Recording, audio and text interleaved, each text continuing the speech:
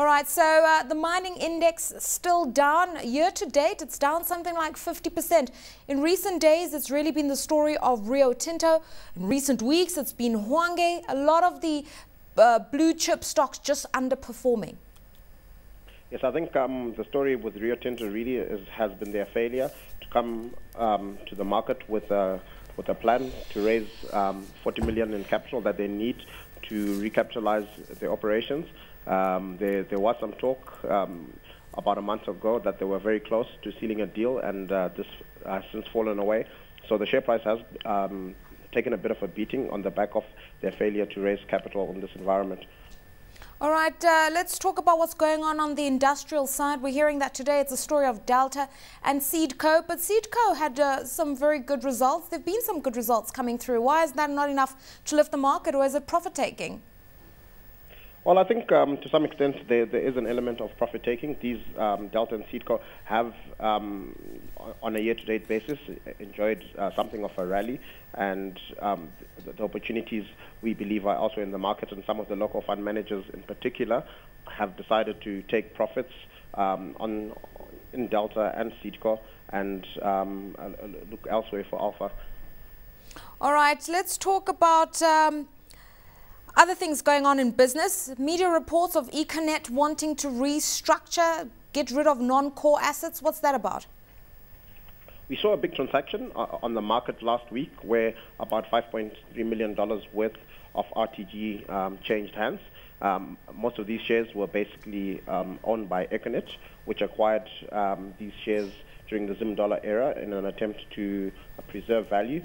And now their focus, we believe, is to get rid of their non-core investments and focus entirely on the telecoms business. So we've seen them exit RTG. Earlier this year, they issued a dividend in specie for their holding in Meikles.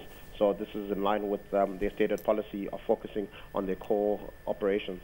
All right, talking about Meikles, let's talk about Kingdom Financial Holdings. They're having their first AGM. That's after they de-merged with Meikles. Just remind us what that debacle was about.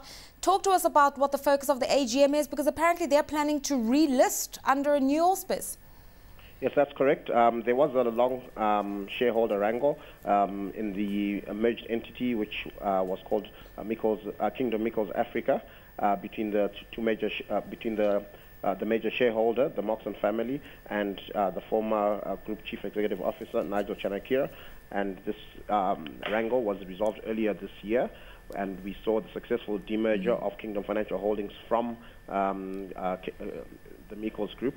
And now this is their first AGM since the demerger, and they're speaking to the market about the way forward for the group, and they plan to relist as Kingdom Financial Holdings on the Zimbabwe Stock Exchange, and they will be holding an EGM, an extraordinary general meeting, to do this in the near future. All right, let's talk about macroeconomic conditions in general. When we look at milk production up 28%, at least plugging the deficit gap, it does attest to the fact that agriculture is definitely the driver of growth in Zimbabwe. Yes, I think when the minister announced the GDP forecast of 9.3% for this year, there was a lot of skepticism in some quarters about to what extent this forecast was realistic. And this focus was really based on aggressive growth in the mining and agricultural sector. And what we're seeing happening here with the monthly milk productions going up so significantly is that this is panning out, and it corroborates the forecast for aggressive GDP growth. Okay, and finally, the government launched its midterm plan for the next financial year, $9 billion to be spent. They're going to mobilize domestic savings. They're going to seek more foreign direct investment.